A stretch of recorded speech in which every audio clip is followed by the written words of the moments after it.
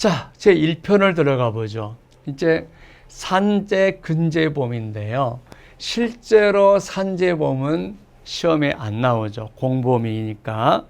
그런데 산재보험에서 업무상 재해냐 아니냐, 업무상 재해냐 아니냐 하는 것은 우리가 산재나 우리가 근로기준법, 자, 근제보험은 근로기준법하고, 자, 선원의 경우는 선원법, 선원이 아닌, 선원도 아니고 산재보험 가입 대상도 아닌 것은 근로기준법 1이 적용돼요. 그러면 이 세 개 중에서, 자, 동일하다는 거죠. 자, 업무상 재해냐 아니냐 판단한 것 동일하고, 근로자냐 아니냐 판단한 것 동일하다. 근데 뭐만 다르냐? 보상급여만 다르다는 거죠. 보상급여만.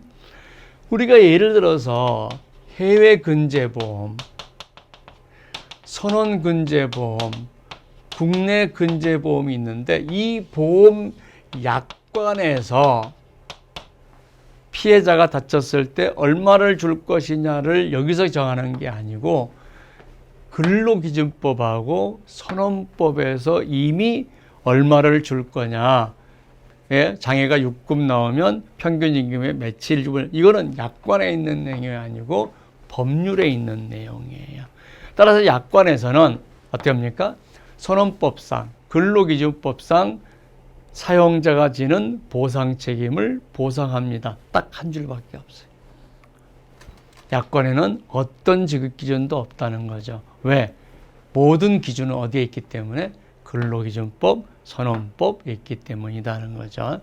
그래서 우리가 산재를 공부하는 건 근로기준법이나 선원법에 대한 판례가 별로 없어요. 따라서 근로자냐 아니냐, 업무상 재해냐 아니냐 하는 것은 산재법에서 우리가 따와서 공부를 하시면 됩니다. 그래서 이 중에서 가장 중요한 게 뭘까? 이겁니다. 나머지는, 자, 1편에서 여러분들이 공부하실 때 1편 쭉 공부하세요. 2편도 공부하세요. 2절도 공부하세요. 그래서 대략적인 내용을 이해하시면 3절만 복사해 가지고 여러분들이 10회독, 10회독 외우시라는 얘기죠. 여러분들 공부할 때 있어요. 시험 문제가 80%가 나오는 한 챕터를 열심히 공부하실 겁니까? 아니면 전체를 공부할 것입니까? 하는 거죠. 수험생들은, 자, 산재보험, 근제보험에서 가장 이게 뭐냐면 포인트다. 따라서 이거를 공부해라는 거죠. 그러면은 여기서 우리가, 자, 산재보험, 국내 근제, 해외 근제, 선원 근제가 있을 거예요. 근데 이거를 이 지급기준, 이 지급기준, 이 지급기준 이렇게 따로따로 공부를 하면은요, 어떻게 됩니까? 서로가 비교해서 설명이 안 되죠.